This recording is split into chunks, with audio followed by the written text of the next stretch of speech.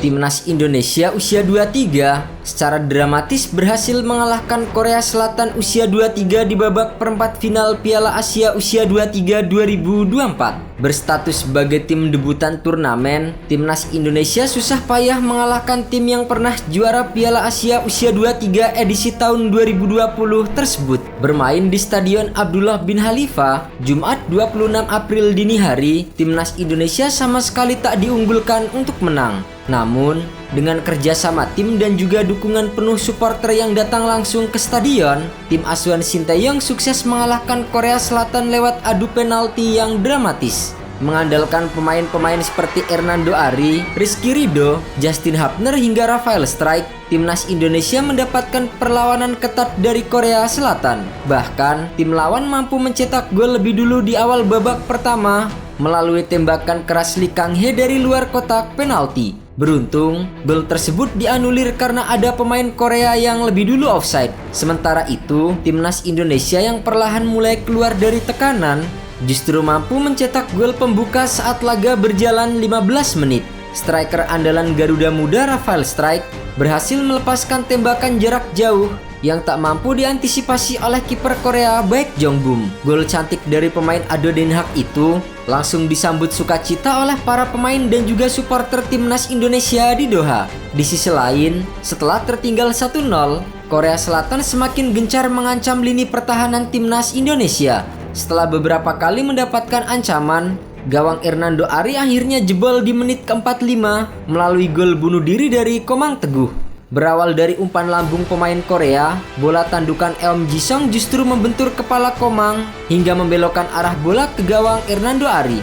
Hernando yang sudah mati langkah gagal mengamankan bola dengan sempurna. Namun, kedudukan 1-1 tak bertahan lama. Timnas Indonesia kembali memimpin 2-1 setelah Rafael Strijk mencetak brace usai meneruskan umpan terukur dari Ivar Jenner. Pemain berusia 21 tahun itu dengan tenang melewati penjagaan barisan pertahanan Korea sebelum akhirnya menaklukkan kiper Baek Jong-bum. Skor 2-1 untuk Timnas Indonesia bertahan hingga jeda. Di babak kedua, Korea yang mendominasi 51% penguasaan bola beberapa kali mengancam gawang Hernando Ari.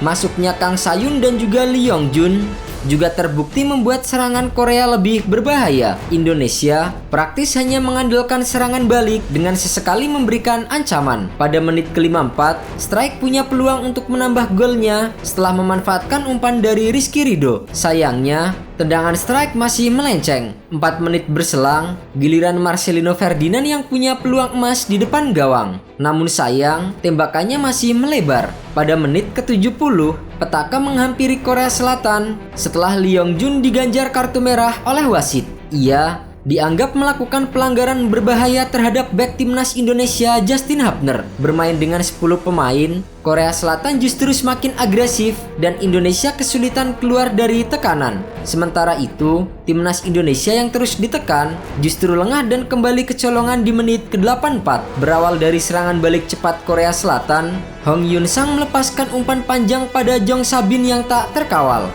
Ia berhasil melepaskan tembakan ke pojok gawang Indonesia yang tak mampu dibendung oleh Hernando Ari. Skor pun kembali imbang 2-2. Hingga waktu normal berakhir, tak ada tambahan gol dari kedua tim. Pertandingan pun harus dilanjutkan ke babak tambahan waktu. Dalam 2 kali 15 menit waktu tambahan, Timnas Indonesia tampil mengurung pertahanan Korea. Namun, tim lawan bertahan dengan cukup dalam, hingga akhirnya pertandingan pun harus ditentukan dengan adu penalti. Jika semua orang menganggap babak tos-tosan akan berjalan dengan cepat, hal itu salah besar. Adu penalti Indonesia versus Korea Selatan menjadi drama yang tak terlupakan hingga memerlukan 12 eksekutor dari kedua tim. Korea Selatan yang menjadi penendang pertama berhasil mencetak gol dengan mudah ke gawang Hernando Ari. Sementara itu, dari kubu Indonesia, Ramadan Sananta juga berhasil mencetak gol dan menyamakan kedudukan. Drama sempat terjadi saat tendangan kelima Indonesia dari Justin Hapner mampu diantisipasi oleh kiper Korea. Namun, penalti harus diulang karena kaki Baek Jong-bum lebih dulu melewati garis sebelum sebelum bola ditendang. Tercatat, 5 penendang pertama dari kedua tim sama-sama berhasil menjalankan tugasnya dengan baik. Kejutan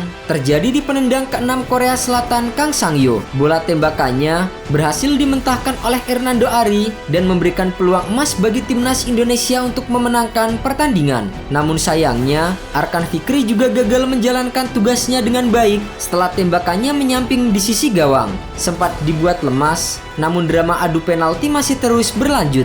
Drama kembali terjadi di penendang ke-7 sampai 11 hingga penjaga gawang kedua tim ikut tampil sebagai eksekutor. Dewi Fortuna akhirnya berpihak kepada timnas Indonesia setelah penembak ke-12 Korea Selatan Kang Hee-lee gagal menjalankan tugasnya dengan baik, dan Pratama Arhan yang menjadi penendang penentu kemenangan timnas Indonesia sukses mencatatkan gol dan membawa timnas Indonesia lolos ke semifinal Piala Asia usia 23 dengan skor akhir 10-11. Sebuah drama yang menegangkan bagi timnas Indonesia usia 23. Kegembiraan dirasakan oleh semua supporter Indonesia, termasuk juga pelatih Shin Tae-yong. Pria asal Korea Selatan itu berhasil membawa Indonesia usia 23 mencatatkan sejarah dengan mengalahkan negara asalnya sendiri. Sementara itu, keberhasilan timnas usia 23 lolos ke semifinal membuat timnas Indonesia semakin dekat dengan target lolos ke Olimpiade 2024 di Paris. Garuda Muda memang belum menembus putaran final, namun setidaknya tiket menuju babak playoff sudah diamankan. Dari 3 jatah tiket AFC, hanya juara Piala Asia usia 23, runner-up dan peringkat ketiga yang dipastikan lolos otomatis ke Olimpiade Paris. Sementara itu, 1 tiket tersisa akan diperebutkan tim peringkat 4 lewat laga playoff antar benua dengan wakil Afrika. Tahun ini, Guinea sebagai tim keempat terbaik kompetisi kelompok umur benua hitam sudah menunggu siapa peringkat keempat dari Piala Asia usia 23 2024. Duel playoff sendiri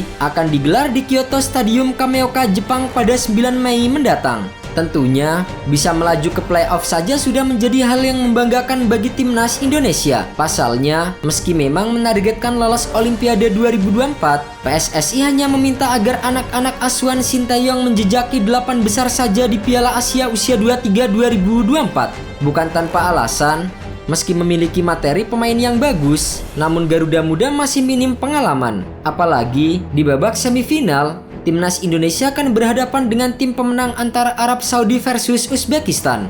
Bagi timnas Indonesia, mimpi lolos ke Olimpiade sebenarnya masih terbilang sangat liar. Hal itu karena Indonesia baru sekali lolos ke Olimpiade di tahun 1956 atau 68 tahun yang lalu. Maka dari itu, tidak ada salahnya untuk berpikir realistis dan mempersiapkan playoff kontra Guinea sejak dini. Meski begitu, tidak menutup kemungkinan Marcelino Ferdinand dan kawan-kawan mampu membuat kejutan dan lolos ke final Piala Asia usia 23 2024. Babak semifinal Piala Asia usia 23 sendiri akan digelar pada Senin 29 April 2024 di Stadion Abdullah bin Khalifa. Setelah itu, pertandingan perebutan tempat ketiga akan digelar hari Kamis 2 Mei 2024 dan dilanjutkan partai final sehari berselang. Jika mampu lolos ke Olimpiade Paris 2024, timnas Indonesia dipastikan akan mendapatkan kekuatan tambahan terutama dari pemain senior. Hal itu sesuai dengan regulasi yang ditetapkan oleh NOC. Merujuk kepada skuad timnas Indonesia senior saat ini, ada beberapa nama yang pantas ditunjuk Shin Tae-yong untuk memperkuat timnas usia 23 di Paris.